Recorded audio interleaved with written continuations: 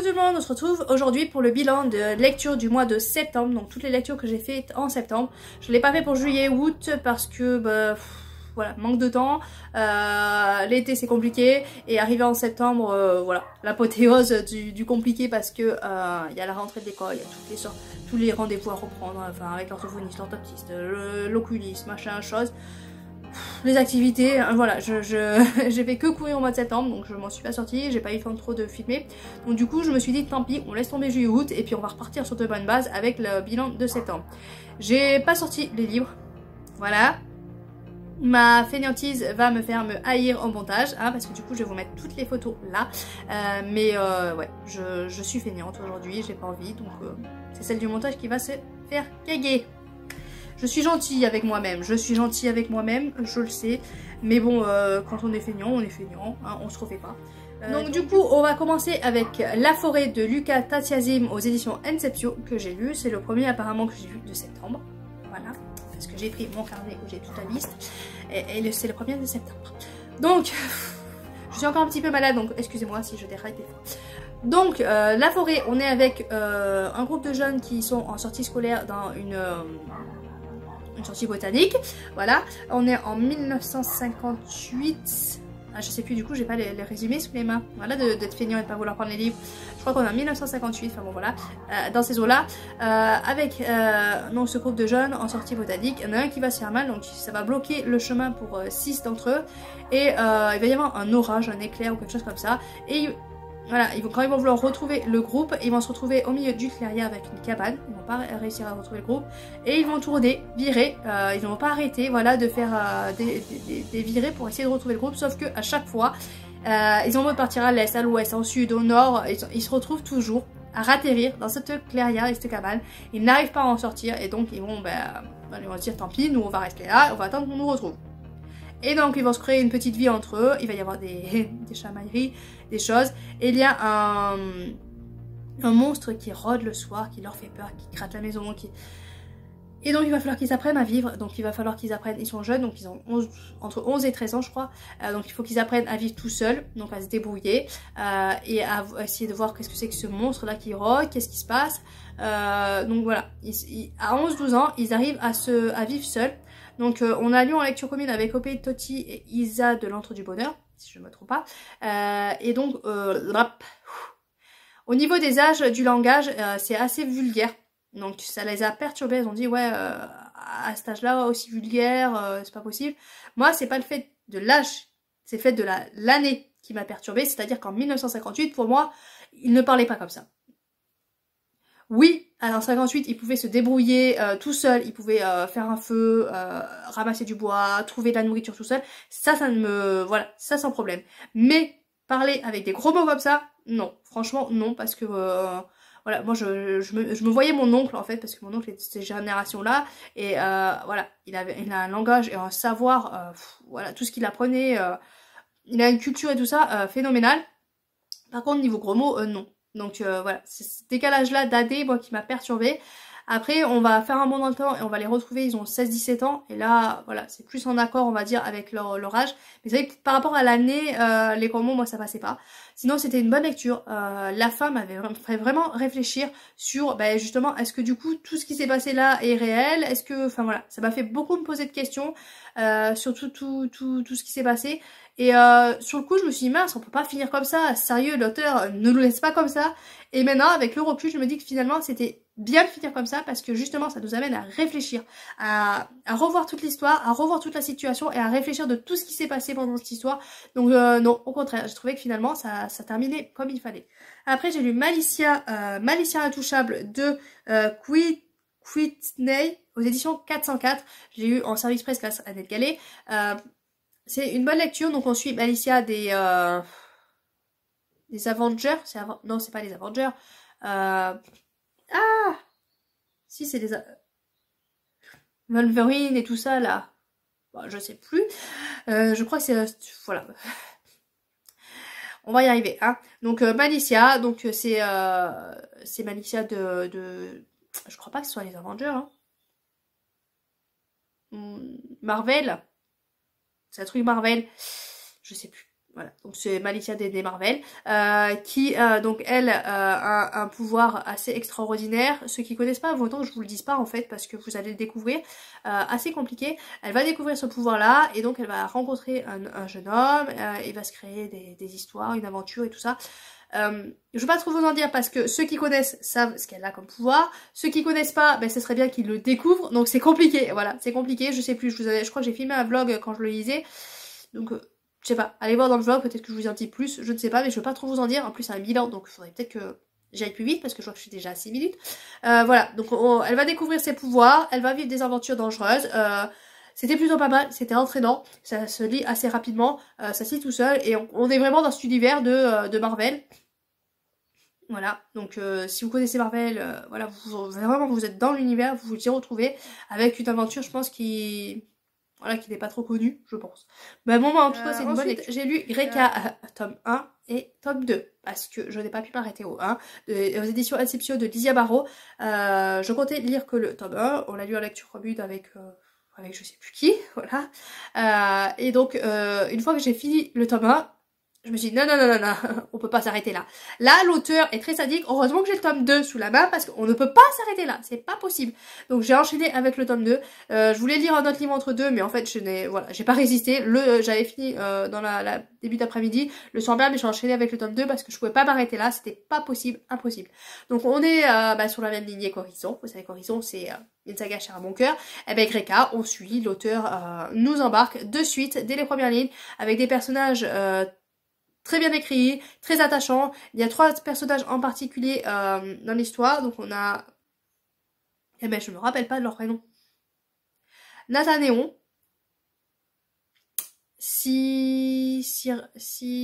Ah je sais plus. Voilà. Et Alex... Bon mais je sais plus leur prénom. Enfin bon. Ensuite 3 personnages. Une jeune demoiselle qui va se faire appeler. Donc c'est... J'ai encore oublié les noms exactement, donc on va dire que c'est une sorte de formation obligatoire qui dure 2 ans. Donc elle va dans l'armée, qui va se faire appeler, obligatoire. Donc son frère va être renvoyé chez son père, chez leur père, dans un temple, parce que c'est un haut placé, c'est un dirigeant. J'ai pas les mots qu'il faut, ça m'énerve. On va suivre un jeune homme qui lui... le père est très malade et la mère est... je crois qu'il avait une sœur qui sont décédées. Je sais plus exactement, mais... ou un frère qui est décédé. Mais bon, voilà. Et en tout cas, il doit s'occuper de son père très malade.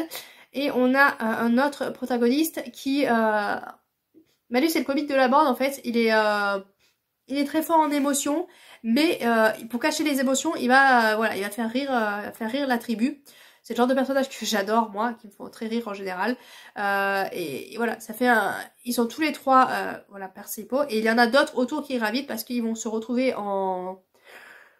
Je trouve pas mes mots, c'est très agaçant, je suis désolée. Ils vont se retrouver en bande. C'est pas ça le mot, hein, mais ils vont se retrouver en groupe dans l'armée, à être dirigés par Nathanéon et à faire des missions. Voilà. C'est... Je crois que j'ai fait un vlog dessus, n'hésitez pas à aller voir les vlogs, ça sera plus clair et moins cofouillis. Je suis désolée, je suis encore malade, je perds mes mots, je suis très fatiguée, on va y arriver. Donc voilà, donc c'est une lecture qui, dès les premières lignes, vous embarque, les personnages vous embarquent, un univers phénoménal. Donc je vous ai pas dit, mais la Terre a été détruite encore par l'homme, je suppose. Je crois que c'est pas trop détaillé, mais en tout cas, et donc ils ont dû coloniser Greka, et on les suit sur Greka. Voilà. Je vais m'arrêter là parce que je m'enfonce, mais en tout cas c'est une saga, franchement j'attends le tome 3 avec impatience qui sort en janvier. Je vais y sauter dessus, bon je suis dans le plib, bon peut-être que j'aurai pas le temps d'y sauter dessus, mais dès que j'ai fini à lire les lectures du plib, je vais y sauter dessus, c'est sûr, parce que je me suis attachée à ces personnages, j'ai envie de savoir ce qu'ils vont devenir. Là on s'est arrêté sur un niveau aussi où ils sont en danger. Il est arrivé un acte à la fin du tome 2, je me dis, punaise, mais connaissant l'auteur... Je me suis dit, ok, bon, c'est fini pour lui. Mais, j'ai toujours un espoir, voilà. Un espoir que dans le tome 3, il y ait quelque chose que je n'aime pas, mais j'ai envie. Parce que je me suis tellement attachée aux personnages que je n'ai pas envie qu'il leur arrive malheur. Que ce soit les 3 personnages principaux, ou il y a même des personnages secondaires auxquels je me suis attachée. Enfin, voilà. On s'attache vraiment beaucoup aux personnages avec Lizia Barrault. Et c'est une catastrophe parce que là... J'ai envie de savoir ce qui leur arrive et comment ça va se goupiller. Parce que elle est très méchante avec ses personnages. Donc j'ai peur. Ensuite j'ai lu L'Horloge Claire et notre voyage en train vers la mer de Bonazi. aux éditions Maya. Donc c'est pareil, c'est un service presse, ça c'est sur Simplement Pro je crois. Alors, on est avec une jeune femme qui a perdu son frère, qui va découvrir qu'il avait une autre sœur, elle va faire la rencontre de cette autre sœur, et ils vont partir en train remonter dans l'histoire de cette famille, de leur famille je crois. C'est très flou, je suis désolée parce que je m'en rappelle très peu. J'ai fini de le lire, j'ai lu quelques passages en diagonale parce que je m'ennuyais en fait. Je m'ennuyais, j'accrochais pas du tout au personnage. L'histoire était intéressante hein, parce qu'on se demandait si vraiment... en plus on finit sur cette question, on n'est pas sûr si le personnage qu'elle rencontre, la deuxième sœur, existe vraiment ou si c'est dans sa tête. Voilà, il y a des choses on se dit mais c'est dans sa tête, est-ce que ça existe vraiment? Et on finit sur le truc mais on sait pas finalement si c'est vraiment existé ou si c'était un cheminement dans sa tête. Voilà, c'est assez gros, c'était assez complexe et je suis déçue de ne pas avoir eu la réponse au final de savoir est-ce que c'était dans sa tête, finalement tout se passait dans sa tête, c'était le deuil qu'elle se faisait ou est-ce que elle existait réellement cette sœur. Au final je n'ai pas réussi à répondre à cette question. Donc c'est tout un questionnement, ça c'était intéressant mais c'est vrai qu'il y a des passages où, voilà, où je m'ennuyais un petit peu. Le buveur de lait du crépuscule de Reuter aux éditions Didier Jeunesse, ça c'est une très très belle histoire jeunesse, j'ai beaucoup aimé, une éloge au livre. Donc on va suivre un petit garçon qui va se retrouver enfermé dans la bibliothèque, il est amoureux des livres, il se retrouve enfermé dans cette bibliothèque et il va voir qu'il y a des sorcières qui empoisonnent les livres. Et le lendemain matin, quand il va se réveiller, quand il va sortir de là, je sais plus s'il se réveille, comment, voilà, il va se rendre compte que ceux qui lisent ces livres vont avoir des petits soucis et il va avec deux de ses copains faire la chasse à la sorcière. Voilà, pour pouvoir sauver cette bibliothèque et pour pouvoir sauver les lecteurs. J'ai beaucoup aimé cette histoire parce qu'on va avoir des parents geeks. Donc ça m'a fait rire parce que du coup les parents geeks, eux, c'est l'inverse. Ils comprennent pas que leur fils lise, ils voudraient justement qu'il joue aux jeux vidéo. Donc c'est un petit peu l'inverse de moi. Voilà, ça m'a beaucoup fait rire. On a un grand-père, mais... il est adorable mais il est un peu déglingué aussi. J'ai beaucoup aimé ce grand-père.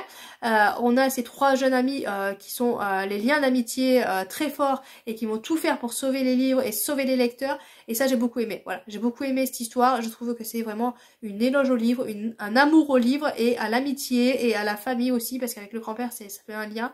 Voilà, j'ai beaucoup aimé cette histoire. Donc n'hésitez pas si vous avez des enfants à faire lire ce livre aux enfants parce que vraiment un amour de livre. Ensuite j'ai lu La gloire de mon père de Pagnol, là c'est la collection Atlas je crois. Ouais, collection Hachette. Donc La gloire de mon père, on est avec, voilà, on est dans ma région, hein. On a la Provence, on défile dans cette Provence avec les cigales, voilà, et c'est un plaisir, c'est vraiment un plaisir. J'adore Pagnol parce que justement moi j'ai mes paysages en fait, j'ai les paysages en fait en réel, donc j'ai même pas besoin de m'imaginer. Moi je défile, en plus on a, je crois qu'on a Valréas à un moment, enfin c'est une ville qui est pas loin de chez moi donc je connais bien, voilà, je vois vraiment les passages, on a Aubagne, enfin voilà, je vois les passages, j'ai les villes que je connais donc moi ça rajoute un bonheur de le lire et ça fait des souvenirs d'enfance parce que je sais que Pagnol j'en avais lu en tant qu'enfant et comme c'est ma région, ben ça me fait des souvenirs d'enfance parce que moi je me revois petite dans cette région et ouais, un vrai bonheur. Donc on suit cette famille, ce petit garçon qui nous raconte l'histoire de sa famille et on a des passages de chasse. Donc moi j'aime pas du tout la chasse, hein.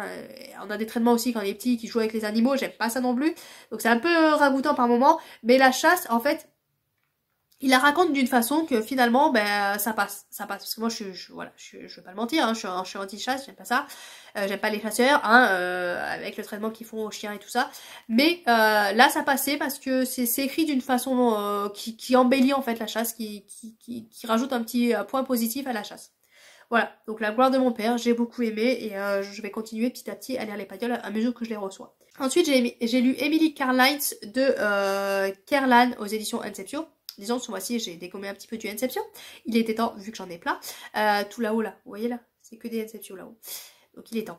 Donc Emily Carlines, on va suivre cette jeune fille qui va être amenée à faire un stage à Paris, je crois. Elle va, voilà, elle est amenée à faire un stage à Paris.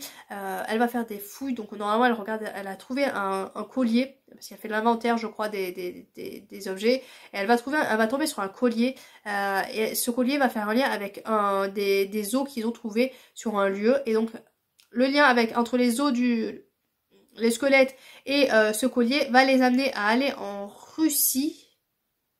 Je crois que c'est la Russie exactement, hein, dans ces pays-là. Et donc elle va suivre toute une histoire. On va suivre ça. On va suivre l'autre temporalité, donc l'histoire de ce squelette. Et on va suivre donc ce squelette, c'est une jeune femme qu'on va suivre. Et quand on va la retrouver enfermée en fait, enfermée enfermée quoi, dans une cage. Oui. Elle est enfermée et il y a des villageois qui lui crient sorcière, sorcière, tu nous as voilà, porté le malheur et tout ça. Donc on va suivre ces deux temporalités. Et j'ai beaucoup aimé suivre Emily Cartwright parce que bon, dès que ça touche un petit peu à l'archéologie, si on n'est pas trop approfondi, hein, parce que l'archéologie approfondie avec des explications scientifiques, vous me perdez. Mais là, dans une histoire avec des petites recherches comme ça, j'adore ça parce que j'adore remonter le temps comme ça. C'était vraiment, c'est quelque chose que j'adore.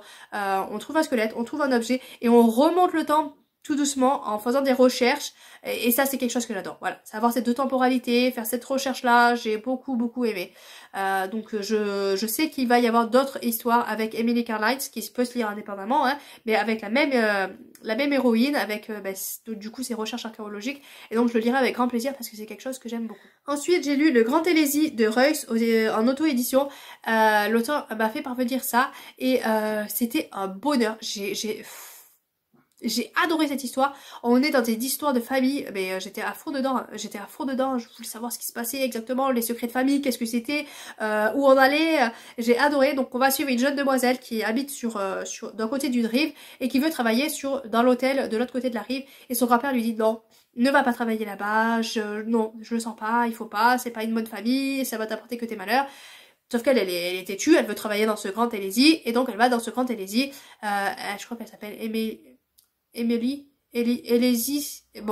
Alexis, je crois que c'est Alexis, enfin bon, voilà, hein, je m'embrouille avec les prénoms à chaque fois. Et donc elle va aller travailler dans cet hôtel-là, elle va faire la rencontre de gens formidables, donc déjà du propriétaire de l'hôtel, elle va créer des liens avec ce propriétaire de l'hôtel, avec le fils de ce propriétaire de l'hôtel, elle va créer des liens avec ceux qui y travaillent, et on va la suivre dans ce travail-là, et on va la suivre dans toute l'histoire de ces deux familles, donc de sa famille à elle, sur cette rive-là, et de la famille de l'hôtel. On va suivre toute l'histoire, on va remonter un petit peu l'histoire, remboîter les pièces petit à petit, les complexités de ce qui s'est passé, les problèmes, les embrouilles qu'il y a eu, et petit à petit, on emboîte, on met une pièce au puzzle petit à petit, et ça j'ai adoré qu'on mette la pièce, à la fin on met la pièce finale, et on fait ouais, waouh, et en fait, j'avais les larmes aux yeux quand on a mis la pièce finale, j'avais les larmes aux yeux parce que je me dis, ouais, il est beau ce puzzle, il est magnifique ce puzzle qu'on a créé avec du début du livre à la fin du livre. Voilà, on crée un puzzle et quand on met la dernière pièce, franchement, j'avais les larmes aux yeux, j'ai adoré, je me suis attachée aux personnages, ils sont touchants, émouvants, que ce soit elle ou les personnages qui gravitent autour sont aussi touchants. J'ai moins aimé, j'avoue, le père, le propriétaire de Grand Hérésie. Voilà, il y a des points que voilà, j'ai pas adhéré à son comportement, mais sinon j'ai beaucoup aimé, j'ai accroché au personnage. Je peux que vous conseiller de découvrir cette histoire, franchement. Si vous aimez les histoires de famille avec un passé caché, foncez parce que franchement c'est une très belle découverte. Ensuite j'ai lu une BD, donc Pepper et Carotte, le tome 2 de Revoy aux éditions Glénat. Je suis désolée, je suis obligée de lire parce que je me rappelle pas tout par cœur des noms des auteurs. Aux éditions de Glénat. J'ai adoré la petite BD, le tome 1, où on est avec une petite sorcière qui est pas très douée avec la magie, avec un petit chat qui fait aussi beaucoup de bêtises, donc ça l'aide pas. Et on la suit durant ses mésaventures et j'adore. Voilà, le tome 2 est sur la même lignée, c'est drôle, c'est frais, c'est... Voilà, si vous avez besoin d'un truc rafraîchissant et de vous fendre la poire pendant 2 minutes, prenez Pepper et Carotte, c'est génial. Ensuite, j'ai lu Le mari de mon frère, le tome 1 et le tome 2 de Tagame aux éditions Akata. J'ai emprunté du coup le tome 3 et 4 à la médiathèque parce que j'ai énormément aimé cette lecture. On est avec donc un papa et sa fille. Son beau-frère va arriver un jour sonner à la porte et va lui dire voilà, moi je suis ton beau-frère et je suis ton tonton à la petite. Et voilà, je voulais retracer un petit peu son enfance, voir un petit peu où il habitait quand il était plus jeune pour découvrir un petit peu son passé. Et donc on va suivre ça et on va suivre le travail de ce papa de la petite fille qui a, ben, ils sont en Chine ou au Japon, je sais plus, enfin, voilà, dans ces pays-là, l'homosexualité n'est pas trop acceptée. Donc on va avoir ce papa qui va se remettre en question, se poser des questions, et cette petite fille, tout naturellement, qui va poser des questions et mettre des mots, voilà, des mots francs, elle va balancer des trucs, le papa est choqué, mais c'est naturel, c'est des mots normaux qui sortent comme ça, et la petite fille a tout à fait raison, en fait, elle a une pensée de petite fille et de normale, en fait. Et le papa, lui, il se pose tellement de questions parce que lui, bah voilà, il a des difficultés avec ça et il ne comprend pas. J'ai plus de batterie, donc on va speeder un petit peu. J'ai lu dernier livre, donc le livre qui parle de toi de Meisberger aux éditions M+ édition. Donc là, on est avec un livre qui va carrément parler à son lecteur, donc il va interpeller le lecteur. On est avec une jeune femme qui va trouver un livre et carrément il lui parle. Voilà, c'est comme si le livre lui parlait et elle va être omnibulée par ce livre-là. Ça va lui faire chambouler toute sa vie. Elle a un travail qui ne lui plaît pas. Elle a une vie de famille qui est assez compliquée, elle commence à péter un plomb, donc ce livre-là va la faire tout remettre en question, faire réfléchir, recréer un petit peu des liens aussi avec son fils, en faisant un travail sur soi, en faisant des recherches, voilà. Donc elle recrée un lien avec son fils qui est très geek, elle va refaire un lien aussi avec son mari, elle va réfléchir sur son travail, sur sa vie. On a aussi des réflexions sur la femme et au milieu du travail, comment est traitée la femme, voilà. Donc j'ai beaucoup aimé cette lecture, je peux aussi que vous la conseiller, hein, parce que c'est... Pour clôturer ce bilan vite fait, parce que la batterie me lâche, mon gagnant du mois de septembre, j'ai hésité avec le Grand Télésie, mais c'est quand même Greka, le tome 1 et 2, hein, de Lizy Amaro. Je ne peux pas vous dire quel tome j'ai préféré, mais je vous mets les deux, hein. C'est un lot. Greka est vraiment... Voilà, je crois que tout ce que dit Lizy Amaro, je pourrais le lire parce que c'est comme Horizon, c'est palpitant, ça vous entraîne dans une aventure et vous pouvez plus lâcher du début à la fin. Si vous pouviez passer votre journée à lire, je pense que vous le commencerez et vous finirez le livre jusqu'à la fin. Voilà. Coucou tout le monde, donc là du coup je clôture la vidéo là, ça a coupé, hein, je le sentais, hein, je le sentais qu'il y avait plus de batterie et évidemment ça a coupé avant que j'ai le temps de finir. Donc du coup mon gagnant c'est Greka, je peux que vous conseiller, c'est comme le Grand Télésie, je peux que vous conseiller de tenter parce que c'était d'excellentes lectures. Je suis désolée parce que du coup je suis en train de monter la vidéo et j'entends qu'on entend la petite Scarlett faire qu'aboyer, elle est infernale, là c'est pareil, elle continue d'aboyer, je sais pas quoi faire, franchement je sais pas quoi faire. Je l'enferme, elle aboie, je la laisse dehors, elle aboie, c'est un calvaire ce mini chien, voilà, génial les Jack Russell. Voilà. Mais bon, hein. Donc vous avez les aboiements, vous avez même une mouche qui vient de passer, génial. Donc sur ce, je vous laisse, n'hésitez pas à me dire ce que vous avez lu en ce mois de septembre, si vous avez fait de bonnes découvertes, je vous souhaite de bonnes lectures et à bientôt.